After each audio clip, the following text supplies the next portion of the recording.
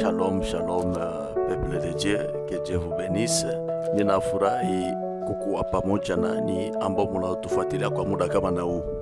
Nafikiri ya kwamba siku ya leo ni siku ambayo iko tofauti na siku nyingine. Siku ya leo ni siku ambayo tunaenda kuishi maisha tofauti na maisha ya kawaida. Na ndio kwa maana kabla ya yote tutaenda kusoma kwanza maandiko matakatifu, kitabu ambacho itakuwa ni mwanzo wa somo letu la siku ya leo. Mahali ulipo utafungua maandiko yako matakatifu, tunaenda kusoma katika kitabu cha Kutoka sura 2 mstari wake wa 24, Exode chapitre 2 verset 24. Tunaenda kusoma pamoja nawe katika jina la Yesu. Mungu akasikia kuugua kwao. Mungu akakumbuka agano lake alilolifanya na Ibrahim na Isaka na Yakobo. Amen. Siku ya leo ni siku ambayo tunaenda kujifunza kitu ambacho kinasema kukumbuka. Na kila somo lote tunalolifundisha sio sisi ambao tunalolipanga, lakini ni Mungu anayetupangia sisi. Mungu huwa anazungumza na mtu kupitia mawazo. Mungu huwa anazungumza na mtu kupitia ndoto. Kuna aina nyingi ambao Mungu anazungumza na mwanadamu. Na ndio kwa maana kitu cha kwanza wakati mtu anapookoka, kitu cha kwanza ambacho Mungu anaenda kukirekebisha ni akili yako. Ndipo Biblia inasema kwamba kumjua Mungu ndio mwanzo wa kuwa na akili. Na hapa kuna mambo mengi hatupo kule, tuko katika somo ambalo linasema kukumbuka. Katika kitabu ambacho tunatoka kusoma, Biblia inasema Mungu akasikia kuugua kwao. Mungu alisikia kuugua kwa wana wa Israeli.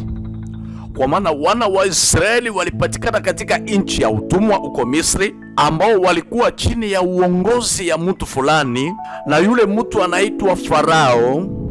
Na hawa watu walianza kuishi sous ordre ya Farao.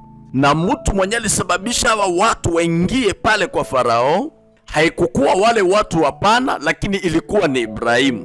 Wakati Ibrahimu alipofanya kosa lake mbele ya Mungu, hawa watu hawakukuwa pale, ilikuwa ni Ibrahimu na Mungu. Lakini kupitia kosa la Ibrahimu ikatuma taifa mzima ya Israeli ijikute katika nchi ya utumwa. Ifa siku natamani kusema nini? Makosa ya mtu mmoja inaweza ikatuma watu wengi wanaadhibika. Inaweza ikatuma watu wengi wakapata shida. Inaweza ikatuma watu wengi wanalia. Inaweza ikatuma watu wengi wanapata fedhea. Na ndio kwa maana kupitia Ibrahim taifa ya Israeli ikachikuta utumwani. Bakateseka pour rien, kukitu kenya bakujua, lakini banachikuta tu ndani ya mateso. Kuko batu benye beko nateseka mu maisha, habajue beko natesekea nini. Kuko batu buloji buko na basumbua mu maisha yabo, habajue chanzo cha bule bulozi ni nini. Kuko batu balipata madeception, habajue chanzo cha deception ni nini. Lakini watu wanateseka pour rien. Ni watu wengi ambao wanateseka, lakini habajue ni kitu gani kenye beko natesekea. Na mwe batu benye mko pale juu ya kutezesha bengine, mjue kwa kila kitu kyote kinaripo hapa chini ya jua, bubaya bonyoko nafanisia mwingine, ipo siku butakurudiliaka na we. Kuna watu ambao wanateseka, kuna watu ambao wamefungwa, kuna watu ambao walifariki, lakini hawakujua chanzo ilikuwa ni nini. Na chanzo sio mtu wa mbali, chanzo ni mtu wa karibu. Usifikiri ya kwamba adui yako ni mtu wa familia nyingine. Adui yako sio mtu mwingine, adui yako ni yule ambaye yuko naye karibu yako. Wale watu ambao wanakuzunguka katikati yao ndio kuna maadui wako. Usifikiri kwamba unapendwa na watu wengi wanakusogelea unafikiri wanakupenda, hawajakupenda bado. Kuna watu wengine wanatumwa kwenye maisha yako na objectif ya kitu fulani. Kwa maana Moise kuzaliwa kwake, alizaliwa na mission yenye anaenda kuifanya kwa ajili ya kugomboa wana wa Israeli. Wana wa Israeli hakukuwa gisi watoke pale pasipo Mungu kumutuma Moise. Na kipindi ambacho Moise alizaliwa ni kipindi ambacho yule Farao alitoa amri kusema ya kwamba kuanzia sasa hivi mtoto wote wa kiume wa Kiebrania aanze kuuliwa. Kwa sababu walikuwa tayari banaona vision ya kusema hawa watu tukiwaacha wakomae na wanaume wakikuwa wengi watakuja kutufamia. kuna watu ambao weko na kutilia mabibambazi mu maisha yako juu banayua kwenyewe utaishi yaka, banayua ke ukiendelea na ile vitese yenyewe utabapitaka. Na njoka wana kuna vita nyingine kwenye maisha binadamu, ni vita ambayo iko ya maana kwa sababu inatusaidia kufika fasi yenye hatungetarajia kufika. Niko na besoin niambie mtu mmoja kwamba vita yenyewe kunaipitia, zarau ambayo kunaipitia, ikikuwa kazi yako ya mikono, ikikuwa kanisani, inabidi ifanike kwa sababu itakuchofesha ama kukusogeza kudestine yako. Joseph, familia yake haingemupiga vita kama hangefikia pale kukuwa ministre. Hiyo vita ya familia yake ikasababisha nayo Joseph afikie kwa objectif yake, afikie kufikia baraka za Mungu yenye alipreparaka kwa ajili ya maisha yake. Kuna vita ambayo tukoenda kuipitia katika maisha, elewa ya kwamba ni ya maana, inatusogeza ku benediction, inatusogeza ku baraka yetu. Zamani tulikuwa tukipigwa vita tukafikiria kwamba Mungu anatuacha, lakini wakati tulikuwa tunakomaa katika imani tunaelewa ya kwamba vita ndio ambayo inamkomalisha Mkristo. Vita inamfanya Mkristo kukuwa suja, kwa sababu na yeye Yesu mwenyewe alipitia vita na zarau kubwa sana. Wewe ulizaliwa katika familia yako, unajua kiini cha wewe kuzaliwa katika familia yako?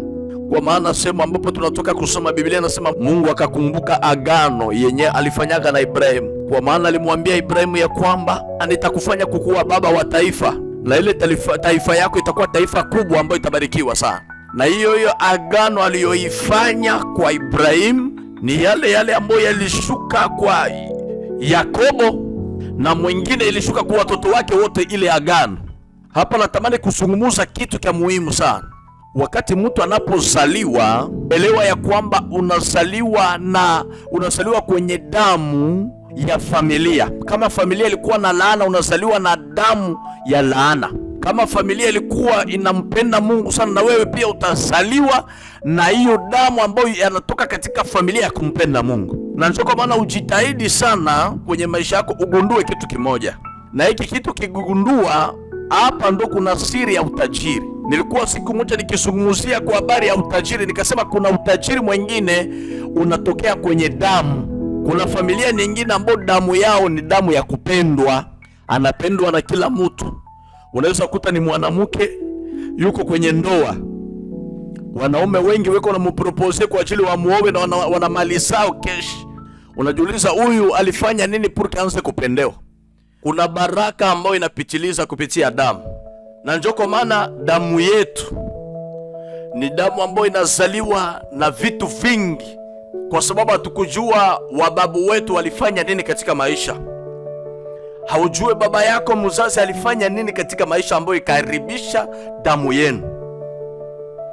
Hiyo damu ambayo iliyoharibika ya familia yenu ikasababisha mwanze kuchukiliwa na kila mtu, mwanze kuzarauliwa na kila mtu. Kuna mtu mwenyewe akifika mkazi, akipeleka tu demande yake ya kazi na nakubaliwa, damu yake ni safi. Kuna mtu mwingine akifika mkazi, ile kupeleka hata afanye je abawezi kumkubali kwa sababu damu yake imeshaharibiwa na shetani. Na wengine wanaweza kujiuliza kwa nini ndoa yangu imeharibika? Tatizo ni damu. Damu yako imesafishwa, damu yako ipo safi. Umetoka katika familia ina damu gani? Damu yenu ni damu gani? Kuna utajiri mwingine ni utajiri wa damu. Unakuta familia moja akifanya biashara kidogo inaendelea, akifanya kitu kidogo kinaendelea. Utakuta baba alikuwa tajiri, mtoto tajiri, mwingine tajiri, na wanawake wanakuwa pia matajiri. Na Yesu alikuja kutusaidia. Yesu alikuja kutusaidia kwa sababu damu yake hainamo mikoshi ndani. Damu yake hainamo problem. Damu yake hainamo kukataliwa. Lakini damu yake ni passport, ni kle ya passepartout yenye natuma kila mtu wote kupata kitu ambacho anachokistahili. Na njoo kwa maana kila mara tukiingia katika maombi tunamwambia Mungu, tunahitaji damu yako ikuja na kututakasa. Damu ya Yesu a partir ya saa kama na hii isafishe, iondoe ile damu ya kukataliwa, iondoe ile damu ya kuzarauliwa, iondoe ile damu ya kutokupewa kazi, iondoe hiyo damu ya kutokupendwa kwa kuolewa ama kuchumbiliwa na mwanaume ambaye yupo sahihi. Iondoe damu mbaya, damu ya mikoshi, iondoe katika jina lake Yesu Kristo. Damu yako ni damu ya aina gani? Nafikiria kwamba Mungu atenda na kusaidia. Agano sio kitu cha ovyo, lakini agano ni kitu muhimu sana.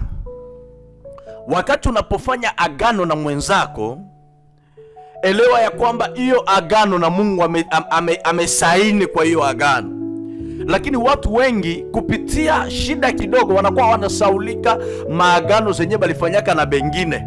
Lakini Mungu akakumbuka agano, akasema kupitia hii agano siwezi kuacha wana wa Israeli wabaki katika nchi ya utumwa. Wakati ulifanyaka agano na mwenzako ulikuwa maskini, ukapata mali, ukapata kazi, ukamwacha mtu ambao ulifanya naye agano kwenye maisha yako. Lakini acha nikwambia kwamba kumbuka agano ambao ulifanya na yule mtu, kwa sababu yule mtu alikuvumilia katika muda mgumu ambao wengine hawange kuvumilia. Yule ambao ulifanya naye agano alikuvumilia katika faiblesse zako ambao wengine hawangeweza kukuvumilia, lakini yule alikuvumilia. Ujitahidi sana kukumbuka agano ya ambao ulifanya agano mwingine. Ulifanya agano gani na mwingine? Na kupitia hiki kitu kinaweza kuleta blockage kwa maisha yako. Kuna watu ambao walipata pesa, hiyo pesa ikapotea, wajua ya kwamba ilipotea kivipi, ikaisha.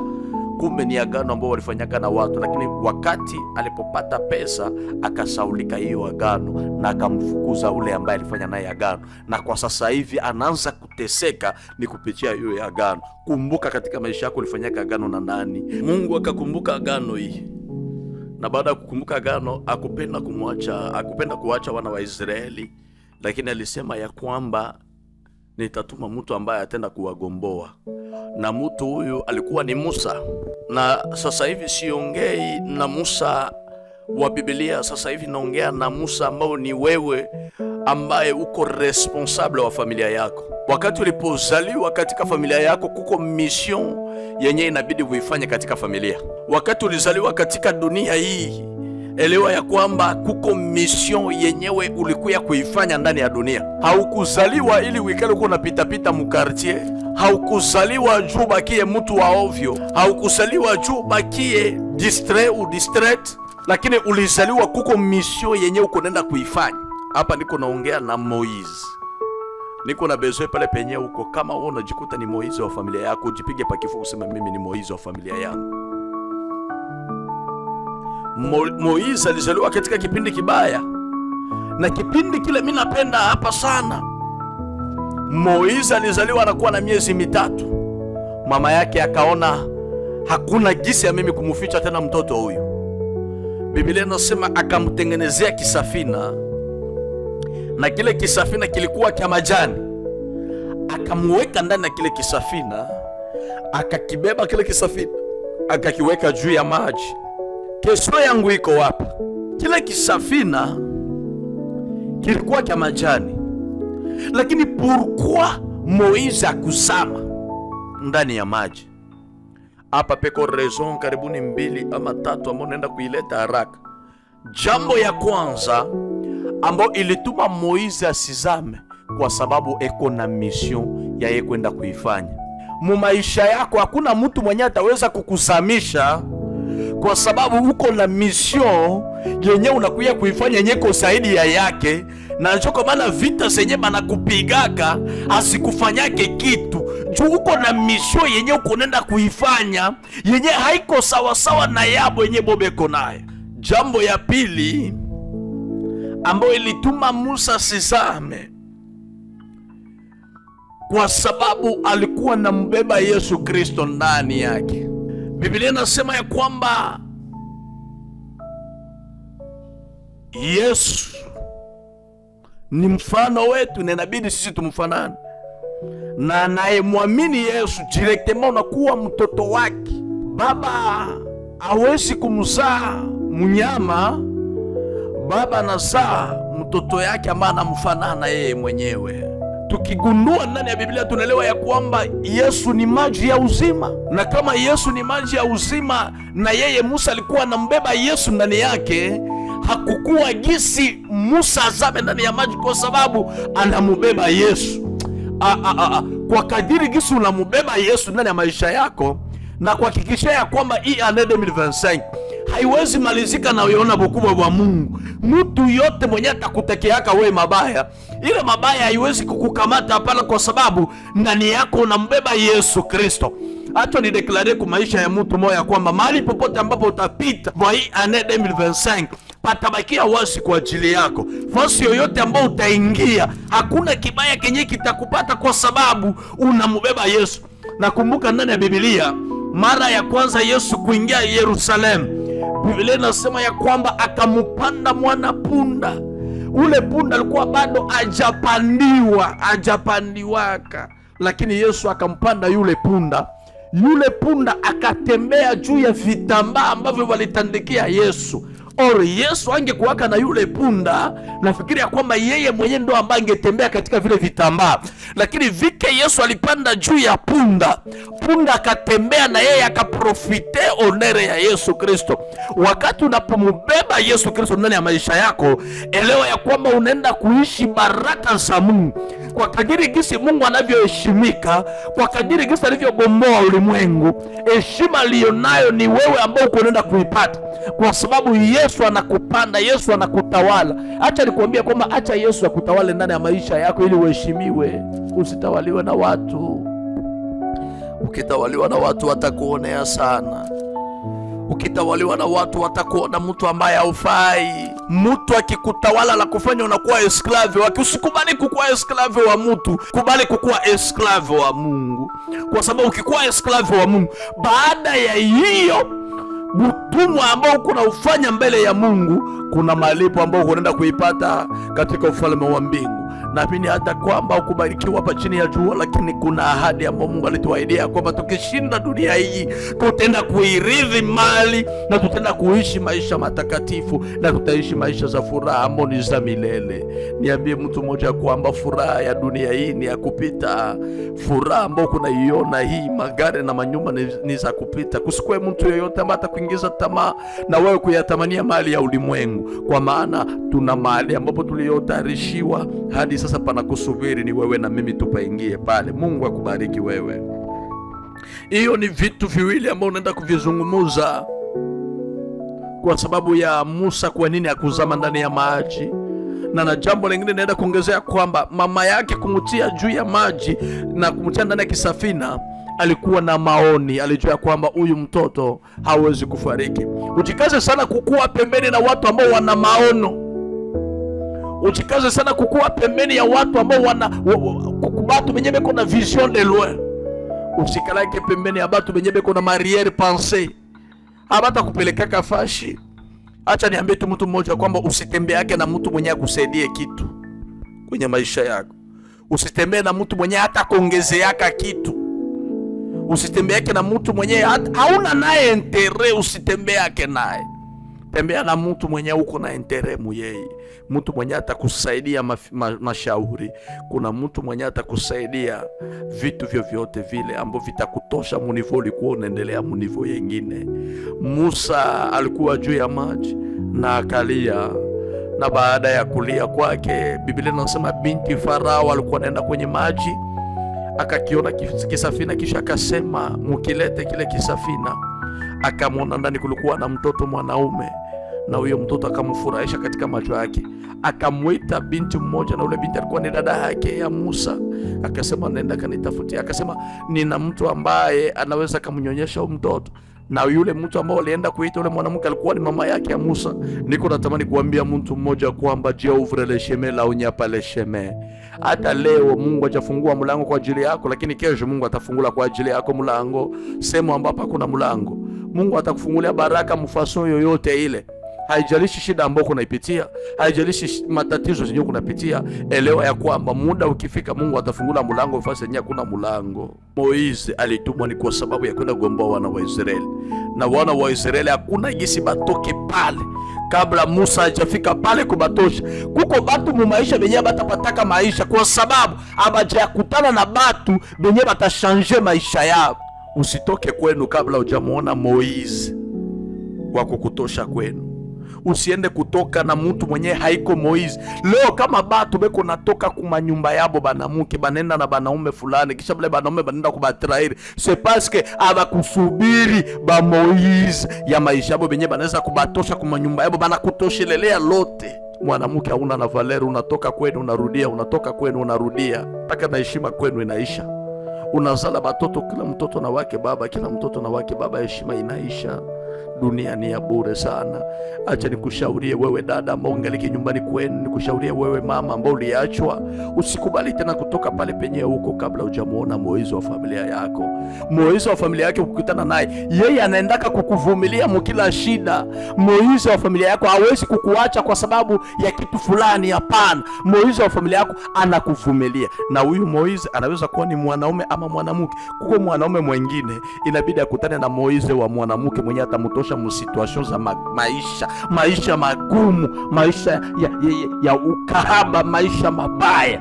Inabidi ukutane na mwanamke ambaye atakutosha mwele situation. Ili somo tutaenda tena kulifundisha tena siku ambayo inakuja. Leo kwa siku ya leo tunabakilia kusema ya kwamba usikubali kutoka pale penye huko kabla hujamuona Moizi wa maisha yako. Acha nikuombee, nikusaidie katika maombi.